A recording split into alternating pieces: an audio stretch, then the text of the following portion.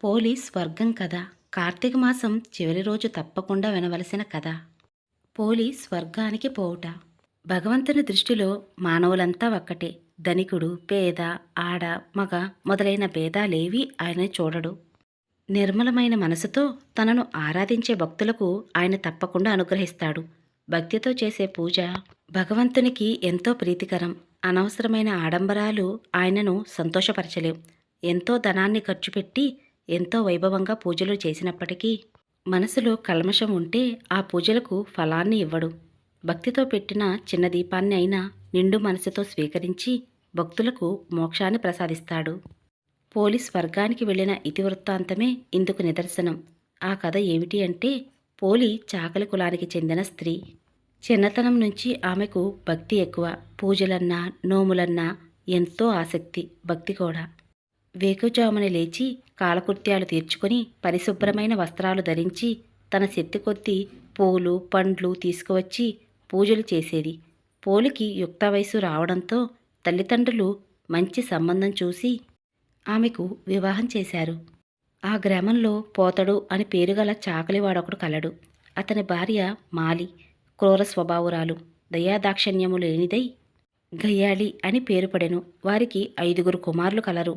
ఆ దంపతులు తమ కుమారులకు 5 తగిన సమయములందు వివాహం చేసిరి. మొదటి 4 కోడళ్లను తన అత్తగారి వలె పొగరబోతు స్వభావము కలిగి చెడ్డ పేరు తెచ్చుకొనిరి. అత్తగారితో సమానముగా గయ్యాళితనము, చెడు స్వభావము కలిగి ఉండిరి. అత్తగారింట్లో పోలి 5వ కోడలుగా అడుగుపెట్టింది. వారిది ఉమ్మడి కుటుంబం. 5 అన్నదమ్ములు కలిసి పొలం పనులు చేసుకునేవారు. పోలి అత్తగారింట్లో ఎంతో భయం భక్తులతో ఉండేది. ఇంటికి వచ్చిన అతిథులను, బంధువులను ఎంతో గౌరవించి ఆదరించేది. దీంతో బంధువుల అందరికీ పోలి అంటే చక్కటి ఆప్యాయత ఏర్పడింది. ఆమెను ఎంతగానో ప్రశంసించేవారు. చిన్నప్పటి అలవాటు కొనసాగిస్తూ పోలి అత్తగారింట్లో కూడా పూజలు నోములు చేసేది. ముత్తైదువులకు పసుపు కుంకుమలు పెట్టేది. దీంతో ఉత్తమ భక్తురాలిగా చక్కటి పేరు సంపాదించుకుంది. ఈ వ్యవహారం అంతా పోలి అత్తగారికి నచ్చలేదు. తనకన్నా గొప్ప భక్తులు ఇంక ఎవరూ లేరని అహంభావం, ఆచారాలు పాటించే హక్కు ఆ ఇంట్లో తనకు మాత్రమే ఉందని వాదించేది. పోలికి మంచి పేరు రావటం చూసి ఓర్చుకోలేకపోయింది. పోలి చేస్తున్న పూజలకు ఆటంకాలు కలిగించేది. ఇలా ఉండగా కార్తీక మాసం వచ్చింది. పరమేశ్వరుడికి ఇష్టమైన మాసం కార్తీక మాసం కావడంతో కార్తీక మాసంలో చేసిన ఏ చిన్న పూజైనా అనంతమైన ఫలితాలు ఇస్తుందని శాస్త్రాలు చెబుతుండడంతో పోలి అత్తగారు ఈసారి ఎలాగైనా పోలికి కార్తీక మాసం పూజలు చేసుకునే అవకాశం ఇవ్వకూడదు అని గట్టిగా నిర్ణయించుకుంది. బయటకు ప్రేమ నటిస్తూ మిగిలిన 4 కోడళ్లను వెంట తీసుకుని పోలిని మాత్రమే ఇంట్లో ఉంచి నదీ స్నానానికి వెళ్ళేది. నదీ స్నానానికి వెళ్ళినా కూడా అత్తగారు దుష్టబుద్ధితో ఇంటి వద్ద పోలి ఏం చేస్తుందో, పాలు పెరుగు ఏమైనా తినేస్తుందేమో అనే ఆలోచనతోనే భక్తి అనేది లేకుండా నది వద్ద స్నానాలు చేసినా, దీపాలు పెట్టినా ఎటువంటి ప్రయోజనమే లేని పూజలు చేసేది. ప్రతిరోజు కూడా కార్తీక మాసంలో ఇటువంటి ఆలోచనలతోనే నదికి వెళ్ళటం, అక్కడ దీపాలు పెట్టడం, పూజలు చేసుకుని ఇంటికి వచ్చేది. ఇంట్లో ఉన్న పోలికి తాను వచ్చేసరికి పనులన్నీ పూర్తి కావాలంటూ ఎన్నో పనులు అప్పగించి చివరకు దీపం పెట్టుకునే వీలు లేకుండా అన్ని రకాల పూజా సామాగ్రిని దాచిపెట్టేది. ఇలా ప్రతిరోజు కూడా పూజా సామాగ్రిని దాచిపెట్టి నదికి వెళ్ళేది. పోలి మాత్రం తనకు చాలా పనులు అప్పగించినందుకు ఏమాత్రం బాధపడలేదు, కోపం తెచ్చుకోలేదు. అత్తగారిని అదేమిటి అని ప్రశ్నించలేదు. పెరటిలో ఉన్న పత్తి చెట్టు నుండి కాసింత పత్తి తెచ్చుకుని దానితో ఒత్తి చేసి ఇంట్లో ఉన్న కవ్వానికి ఉన్న వెన్న తీసి దాంతో దీపం పెట్టేది. ఆ దీపం ఎవరికీ కనిపించకుండా ఉండేందుకు దానిమీద బుట్ట బోర్లించేది. ఇలా కార్తీక మాసం 1 రోజుల పాటు పోలి ఎటువంటి ఆటంకం లేకుండా దీపం వెలిగించి పూజలు చేసేది. ఇలా పోలి ప్రతిరోజు కూడా మనసులోని శివయ్యను ధ్యానించుకుని దీపం పెట్టి కార్తీక మాసం 1 రోజులు పూజలు చేసింది. కార్తీక మాసం చివరికి వచ్చింది. భక్తితో పూజించే ప్రతి భక్తుని యొక్క కోరికలు భగవంతుడు తీరుస్తాడు. అలాగే పోలిని వైకుంఠమునందు ఉన్న శ్రీ మహావిష్ణువు గమనించెను. ఆమెపై అనుగ్రహము కలిగెను.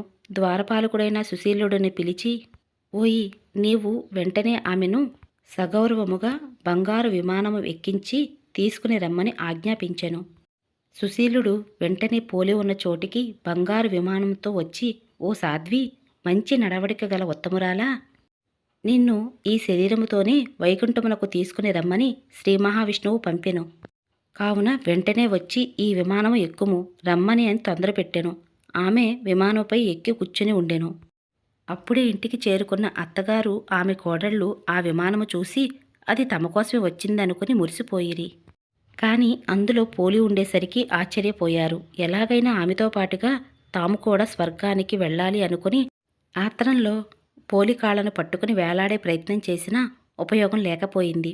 విమానంలోని దేవదూతలు పోలికి మాత్రమే స్వర్గానికి చేరుకునేంతటి నిష్కల్మషమైన మనసు ఉందని చెబుతూ వారిని హెచ్చరించే ప్రయత్నం చేశారు. ఎంత చెప్పినా అత్తగారు మాలి దేవదూతల మాటలు వినకుండా పోలి కాళ్లను పట్టుకుని అలానే ఉంది. అత్తగారు కాళ్లను పెద్ద కోడలు తన అత్తగారుకు మాలి పాదములను పట్టుకొనెను. అట్లే ఆమె పాదములను రెండవ కోడలు, మూడవ కోడలు, నాలుగవ కోడలు పట్టుకుని ఉండిరి. ఆకాశంలో వైకుంఠమునకు వెళుతున్నటువంటి బంగారు విమానమును అందరూ చూసి సంతోషపడిరి. కాని విమానమును పట్టుకున్నటువంటి అత్తగారు కోడళ్లను చూసి అందరూ నవ్విరి. ఆ బంగారు విమానం పట్టుకొని ఆకాశంలో వేలాడుచూ ఒకరి పాదంలో ఒకరు విడువక ఆ విచిత్రమైన దృశ్యాన్ని ప్రజలు అందరూ చూసి నవ్విరి. వైకుంఠ విమానమును నడుపుతున్న సుశీలుడు వీరిని చూచెను. పోలిని పెట్టిన బాధలు గుర్తు తెచ్చుకుని శ్రీ మహావిష్ణువు మాటలను పోలిపై ఆయనను కలిగినటువంటి దయను గమనించెను. మీరు మంచివారు కాదు. పోలిని చూచి అసూయపడి ఆమెను చాలా రకాలుగా ఇబ్బందులు పెట్టినారు. మీరందరూ కూడా పోలిపై అసూయపడిరి. కావున మీరు దుష్టులు. మీరు వైకుంఠమునకు రాదగిన వారు కాదు. కుంభీపాకము మొదలగు నరకములే మీకు తగినవి అని తలచి సుశీలుడు అత్తగారు మాలి చేతిలో నరికెను. అప్పుడు మాలి ఆమె కోడళ్ళు నలుగురు కూడా కింద పడిరి. సుశీలుడు మిక్కిలి ప్రేమాదరణతో మహావైభవముగా పోలిని వైకుంఠమునకు తీసుకుపోయెను. కార్తీక మాసం నెల రోజులు కూడా విడిచిపెట్టకుండా నిష్కల్మషమైన మనసుతో నిత్యం దీపం వెలిగించిన ఫలితంగా పోలికి స్వర్గానికి చేరుకునే వరాన్ని పరమేశ్వరుడు అనుగ్రహించాడు. భగవంతుడు కల్మషమే లేని మనసు, ఆడంబరం లేని పూజ, నిర్మలమైన భక్తి తప్ప మరేమీ అవసరం లేదని పోలి జీవిత ఇతివృత్తాంతం ద్వారా స్పష్టమవుతుంది. పోలి స్వర్గానికి చేరుకున్న సందర్భానికి గుర్తుగా తెలుగునాట స్త్రీలంతా పోలిని తలుచుకుంటూ కార్తీక అమావాస్య తర్వాత వచ్చే పాడ్యమి రోజు తెల్లవారక ముందే నదీ స్నానం ఆచరించి నది వద్ద దీపాలను వెలిగించి అరటిడొప్పల్లో నదిలో దీపాలను వదులుతూ ఉంటారు. అందరికీ నదికి వెళ్ళటం వీలు పడదు కాబట్టి ఇంటి వద్దనే తులసమ్మ వారి వద్ద అరటిడొప్పల్లో దీపాలు వెలిగించి ఇలా నది దగ్గర వదులుతున్నామని భావించి ఇంటి వద్దనే మీరు వెడల్పాటి పాత్రల్లో అరటిడొప్పల దీపాలు వెలిగించి వదలవచ్చు. ఈ సందర్భంలో పోలిని తలుచుకుంటారు. ఈ ఘట్టమే పోలిని స్వర్గానికి పంపించటం అనే పేరుతో ప్రసిద్ధి పొందింది. కార్తీక మాసంలో ఏదైనా తప్పనిసరి కారణంగా నెల రోజులు లేదా ఎవరైనా కొన్ని రోజులు దీపం వెలిగించలేకపోయినప్పటికీ పోలీపాడ్యమి రోజున 31 లేదా 33 లేదా 35 ఒత్తులు వెలిగిస్తే కార్తీక మాసం నెల రోజులు దీపం పెట్టినటువంటి ఫలితం దక్కుతుంది. కార్తీక మాసమంతా దీపాలు వెలిగించిన వారు పాడ్యమి రోజున ఒత్తులు వెలిగించి నీటిలో వదిలిన తరువాత 3 ముత్తైదులకు లేదా 5 ముత్తైదులకు తాంబూలమిస్తే మంచిది. అలాగే బ్రాహ్మణులకు స్వయంపాక దానం, దక్షిణ సమేతంగా దానం చెయ్యాలి. ఇలా చేయడం వలన ఆ పరమేశ్వరుడు ప్రీతి చెంది భక్తుల యొక్క కోరికలు తీర్చే వరాన్ని అనుగ్రహిస్తారు.